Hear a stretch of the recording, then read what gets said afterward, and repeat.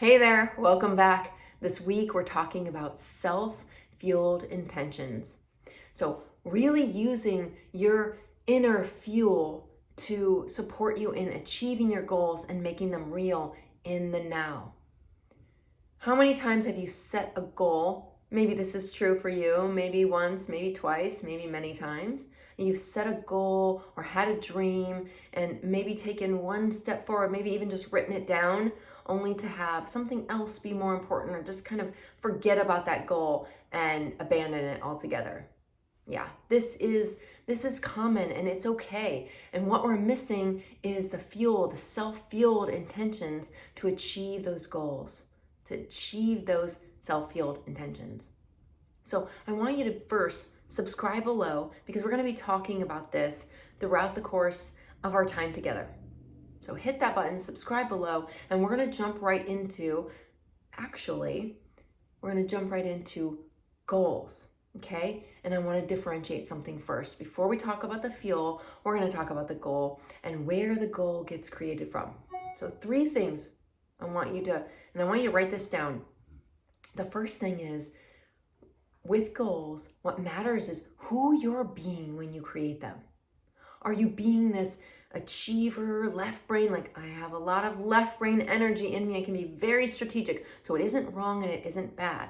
And I'll tell you this, when I've created goals from that place, the striving and the doing and the hard work, it doesn't feel as resonant, it doesn't feel as fun. Sometimes it gets achieved, sometimes it doesn't. So the first thing is, who are you being?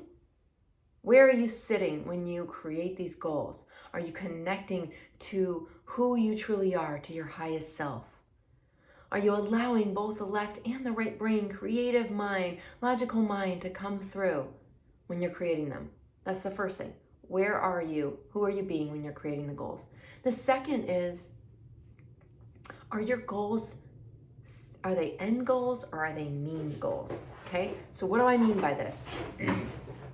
End goals are something that you want at the end, right? It's self-explanatory, at the end of whatever it is. Means goals are a way to get there. They're the steps to get there. I'll give you an example, okay?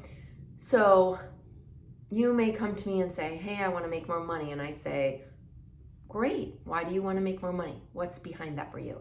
And you say, well, because I want to, move into a bigger house. And I say, well, why do you want to move into a bigger house? And we keep going through this exercise until we find out that, you want to have a big space because you're getting ready for grandchildren and you want all of your family to come and stay with you, and you want to create meaningful experiences, and you want to have all of the people in your house imbuing it with love so that when you have your grandchildren over, you can just feel free to just experience and be with them, surrounded by all this love and this energy and this vibe, right? That's an end goal. Do you see how that feels different? I want to make more money versus this is an end game. It feels different. It resonates different, right? Because what we want to pay attention to is, how do we feel when we're creating these? Why? Because how you feel is going to determine what you bring in. You know how you walk into a room and you're grumpy and then other people get grumpy too, or you just draw in grumpy people? Same concept. When you're happy and joyful and energetic, you draw in those kind of people, experiences, opportunities. Okay, means goals, end goals. That's number 2. All right. Number 3 is going to be our self-fueled intentions.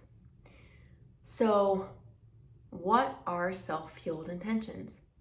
This is going to be an exercise in and of itself, number 3.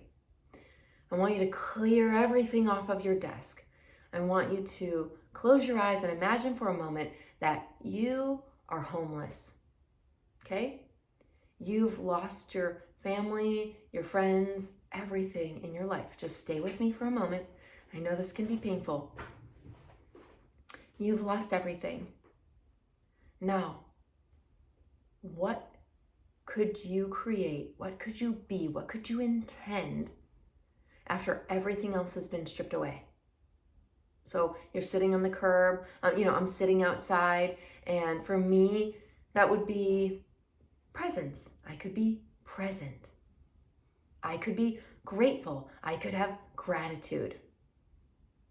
I could live a life of love and just be loving to people to myself, first to myself, and to other people. These are just 3 examples of self-fueled intentions.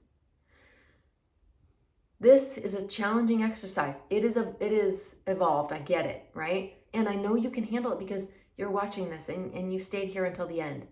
Self-fueled intentions are powerful because they remove the bullshit and all the drama and all the stuff, all those meaningless things. They remove everything. They strip everything away. They strip away fear.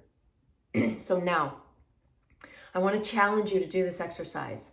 Who and what could you be? What self-fueled intentions could you set? And once you have these intentions, I want you to go back and look at the means goals you created, the end goals that you created, specifically the end goals that you created. How can you live into these by honoring these self-fueled intentions? In other words, how can you use this as fuel to achieve those end goals, right? Whether those are experiences, growth, and contribution, like we've talked about in the past, or they're just straight up goals.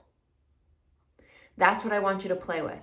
This is powerful. I want you to hear that because it removes a level of fear and draws you into who you already inherently are.